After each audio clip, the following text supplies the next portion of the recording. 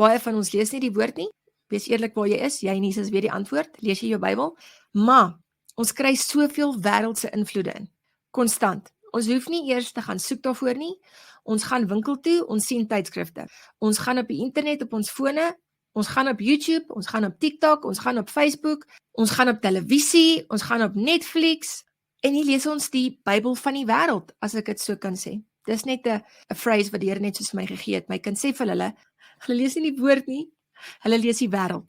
Dit is my so mooi, toe ek hierdie boodskap voorberei het, ek voel net so Jesus se gentleness, ek voel sy sagte hart, ek voel hoe hy uitreik na sy kinders en met soveel besorgdheid, sy babetjies, wat tog so klein is, help, nee my kind, kom, luister vir pappa, dis tyd om op te groei, kom.